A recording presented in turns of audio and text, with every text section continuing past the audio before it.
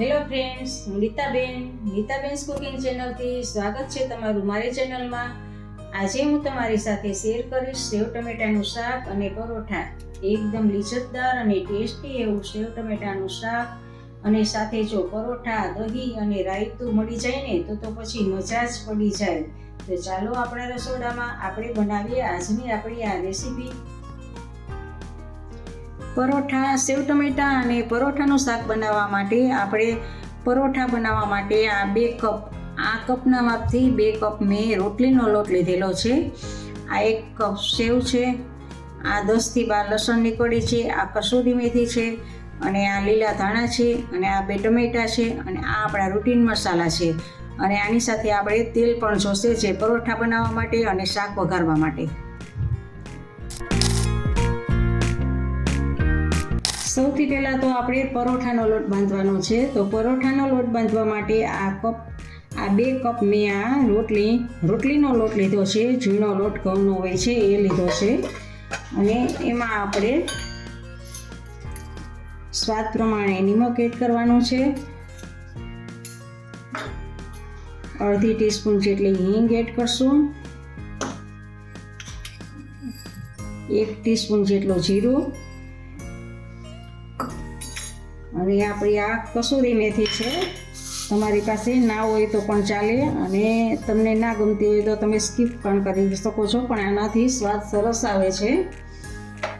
અને હવે આપણે એને મોણ એમાં 2 કપ છે એટલે તમારે 2 પાવરા અથવા તો 2 મોટી ચમચી મોણ આપવાનું છે. જેટલા કપ આપણે લોટ લીધો છે એટલા મોટી ચમચી અથવા તો એટલા પાવરામાં મોણ લેવાનું છે. અને હવે આપણે આ તેલને મોણ આપ્યું છે એ સારી રીતે મિક્સ કરી દેવાનું છે. બધા જ લોટમાં આવી રીતે સારી રીતે મિક્સ કરવાનું છે. હવે આમાં થોડું પાણી એડ કરીને રોટલીથી થોડોક કઠણ એવો, સાવ રોટલી જેવો નહીં, એના કરતાં થોડોક કઠણ એવો લોટ બાંધવાનો છે. જરૂર મુજબ આપણે પાણી વેડતા જવાનું છે અને લોટ આપણે બાંધતા જવાનો છે.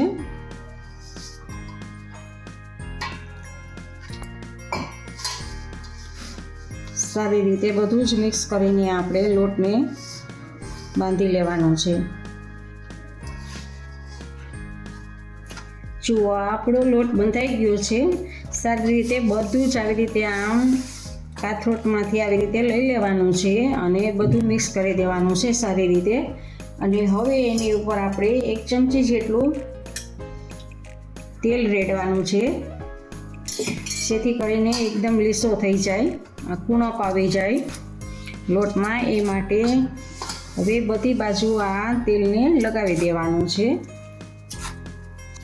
હવે આ લોટને આપણે રેસ્ટ કરવા મૂકશું 10 થી 15 મિનિટ માટે. તો એની ઉપર આપણે એક આ વાસણ ઢાંકી દેવાનું છે અને રેસ્ટ આપવાનો છે જેથી કરીને આપણો લોટ સરસ રીતે સેટ થઈ જાય.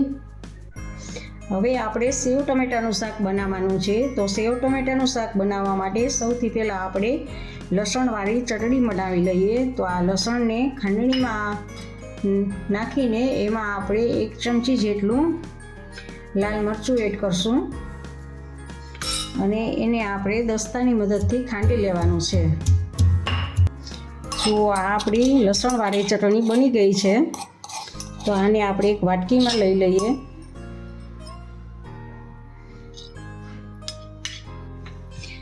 આ બંને ટમેટામાંથી આ 1 ટમેટાનું હું નાના પીસ કરી લઉં છું.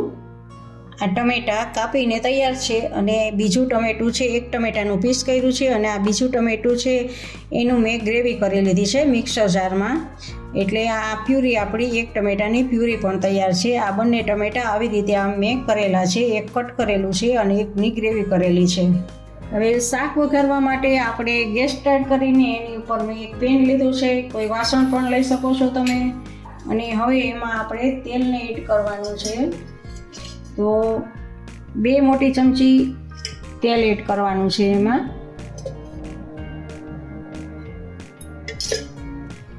આપણે તેલ ગરમ થાય છે, તેલ આવે એટલે એમાં આપણે રાઈ એડ કરવાની છે. 1 ટીસ્પૂન જેટલી આપણે રાઈ એડ કરશું. રાઈ તડતડ થાય એટલે આપણે અડધી ટીસ્પૂન જેટલી હિંગ એડ કરશું. અને હિંગ ઉપર આવે એટલે આપણે આ લસણવાળી જે ચટણી છે એને એડ કરવાની છે. અને આ ટાઈમે આપણે ગેસને ધીમો કરી દઈએ અને ચટણીને એમાં આપણે સાતળી લઈએ, જેથી કરીને ફ્લેવર્સ આપણે આ લસણવાળી ચટણીની સરસ આવે શાકમાં. અને ગેસને ધીમો કરવાનું કારણ એ છે કે આપણી આ લસણવાળી ચટણી બળી ના જાય વઘારમાં. તો હવે આપણી આ સતળાઈ ગઈ છે લસણવાળી ચટણી. તો એમાં આપણે આ 1 ટમેટાના કટકા કરેલા છે એને એડ કરી દો. અને ગેસને હવે આપણે થોડોક ફૂલ કરી દેવાનો છે અને સારી રીતે આમ મિક્સ કરવાનું છે અને સાતળવાનું છે. આમ હલાવતા રહેવાનું છે. પાણી આમાં બિલકુલ નાખવાનું નથી અત્યારે, જ્યારે તેલ છૂટું પડે ત્યારે જ નાખવાનું છે. અને ખુલ્લું જ આમ આપણે આને સાતળવાનું છે, ઉપર કંઈ પણ ઢાંકવાનું જરૂર નથી આપણે, કારણ કે થોડીક વાર તમે આને પકાવશો એટલે ટમેટાં પાકી જશે. ગેસને થોડોક ધીમો કરી દઈએ અને હવે આપણે આમાં મસાલા કરીએ. અડધી ટીસ્પૂન જેટલી આપણે હળદર એડ કરશું, સ્વાદ પ્રમાણે નિમક એડ કરશું ને પાછું આપણે આને સાતળીએ. જ્યારે મસાલા તમે એડ કરતા હો ત્યારે ગેસને તમારે ધીમો જ કરી દેવાનો છે, જેથી કરીને આપણા મસાલા બળી ના જાય. હવે આપણે આને આવી રીતે આમ ચડવા દેવાનું છે. હવે આપણા આ ટમેટાં થોડાક ચડી ગયા છે, તો એ ટાઈમે આપણે આ બીજા ટમેટાની જે પ્યુરી હતી એ પ્યુરીને આમાં એડ કરવાની છે અને સારી રીતે બંનેને મિક્સ કરીને ચડવા દેવાનું છે.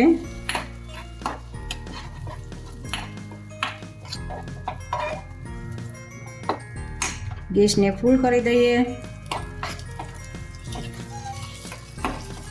અને ટમેટાના શાકને આવી રીતે આમ હલાવતા રહેવાનું છે આપણે. અને આમાંથી તેલ છૂટું પડશે ત્યાં સુધી આપણે આને પકવવાનું છે અને પછી જ આપણે આમાં પાણી એડ કરવાનું છે.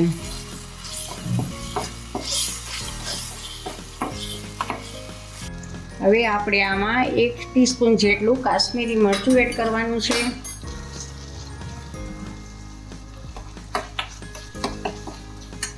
અને 2 ટીસ્પૂન જેટલી ખાંડ એડ કરવાની છે.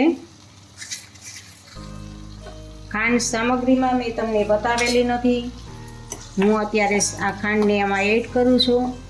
જે ખટાશને ભાંગવા માટે આપણે ખટમીઠું આપણું થાય શાક એટલા માટે આપણે ખાંડનો ઉપયોગ કરીએ છીએ. ટમેટાં ખાટા હોય છે તો એની સામે આપણે ગળાશ પણ જોઈએ જ છે. અને આમ હલાવતા રહેવાનું છે.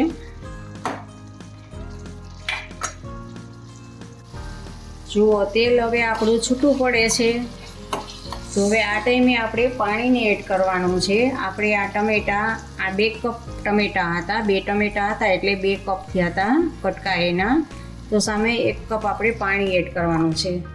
અને એવું લાગે કે વધારે પાણીની જરૂર પડશે તો થોડુંક વધારે પણ એડ કરી શકાય. અને હવે આપણે આને થોડીક વાર ચડવા દેવાનું છે 2 મિનિટ માટે, જેથી કરીને પાણી પણ પાકી જાય અને આપણું શાક સરસ બની જાય. ગેસને ફૂલ કરી દેવાનો છે.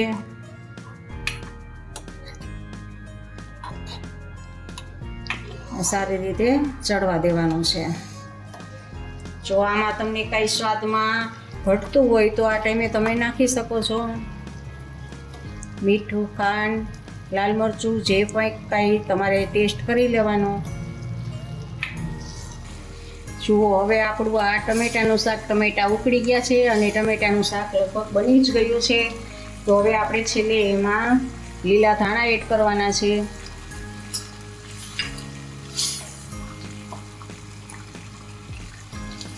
અને ગેસને ઓફ કરી દેવાનો છે અને આમ જ રાખવાનું છે. જ્યારે જમવા બેસીએ ને ત્યારે જમવા ટાઈમે આમાં સેવ આપણે એડ કરવાની છે. જો ઠરી ગયું હોય તો પાછું ગરમ કરી લેવાનું છે.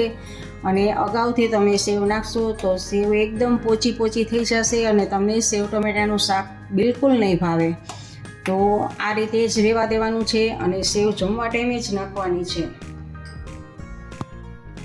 આપણે સેવ ટમેટાનું શાક બનાવી લીધું છે. ત્યાં સુધીમાં આપણો લોટ પણ સેટ થઈ ગયો હશે.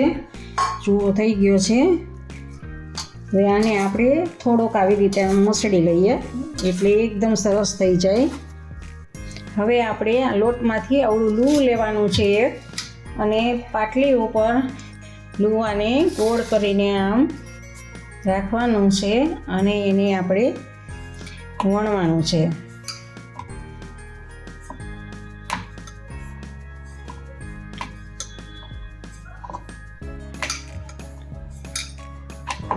આખી રોટલી આવી રીતે આમ ગોળ બનાવી લેવાની છે. પહેલાં આપણે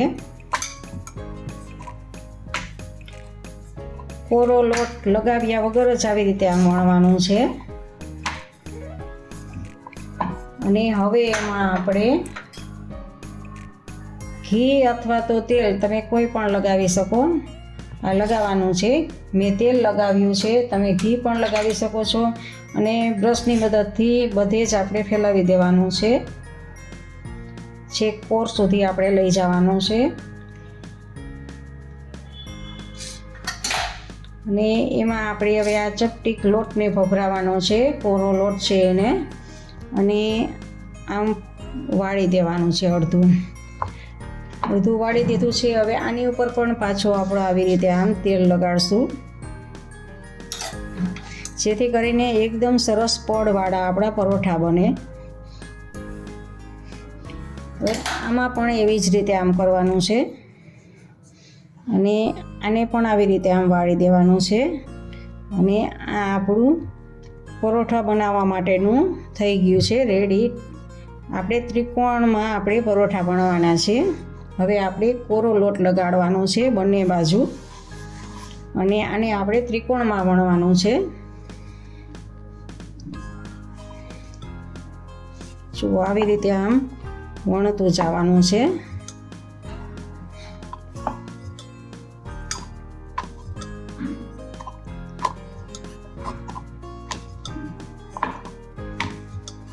જો આપણું આ એક આ ત્રિકોણમાં પરોઠું વણીને આપણે તૈયાર છે. એવી જ રીતે 2-3 પરોઠા હું આમ વણી લઉં અને પછી આપણે એને ચોળવશું. જુઓ આપણા પરોઠા વણીને તૈયાર છે. હવે આપણે આને રોટલીની જે તવી હોય છે લોઢાની એમાં આપણે એને સાતળવાના છે. આપણે ગેસ સ્ટાર્ટ કરીને એની ઉપર એક તવી ગરમ થવા માટે રાખી દીધી છે અને તવી ગરમ થઈ ગઈ છે તો એની ઉપર આપણે હવે પરોઠાને શેકવાના છે. બંને બાજુ તેલ લગાવતું જવાનું છે અને શેકવાના છે. પહેલાં આપણે એમનેમ જ મૂકી દીધું છે કોરે કોરું. હવે જો ઉપર આ બબલ્સ આવવા લાગ્યા છે તો આપણે આને હવે પલટાવી લઈએ.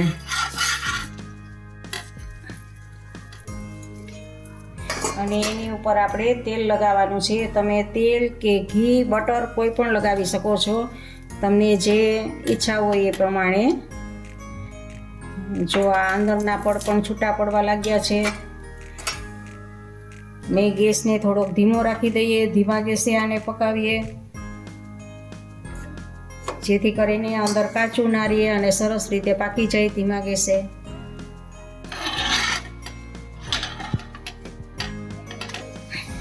જો બીજી બાજુ પણ આપણે તેલ લગાવવાનું છે.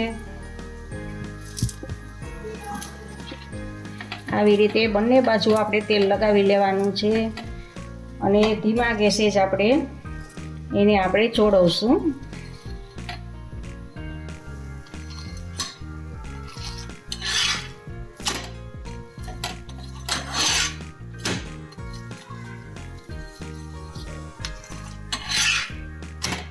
જો આપણું બંને બાજુથી પરોઠું શેકાઈ ગયું છે તો આને આપણે એક પ્લેટમાં લઈ લેવાનું છે.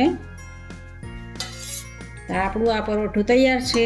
એવી જ રીતે બીજા પરોઠાને પણ આપણે બનાવી લઈએ.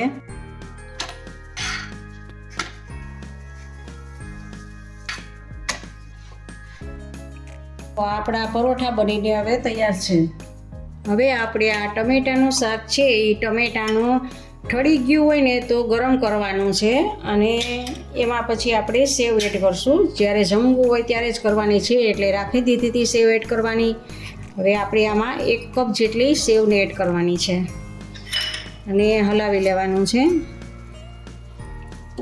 અને બસ જો સરસ આ મિક્સ થઈ ગયું છે આપણું. આ સેવ ટમેટાનું શાક પણ તૈયાર છે અને પરોઠા પણ તૈયાર છે. તો ચાલો હવે શેની વાર છે, આપણે પીરસી દઈએ સેવ ટમેટાનું શાક અને પરોઠા બંને.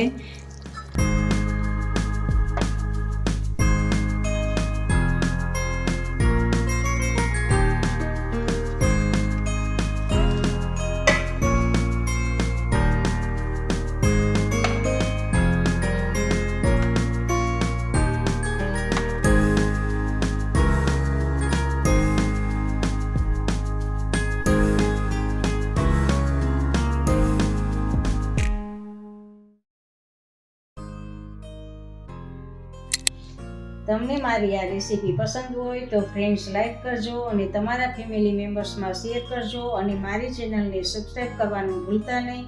મારી નવી દરેક રેસીપીના વિડીયા તમને જોવા મળશે. ઇન્સ્ટાગ્રામમાં મારા પેજને ફોલો કરજો, મેં નીચે લિંક આપેલી છે. આવજો, બાય. ફરી મળીએ નવી રેસીપી સાથે.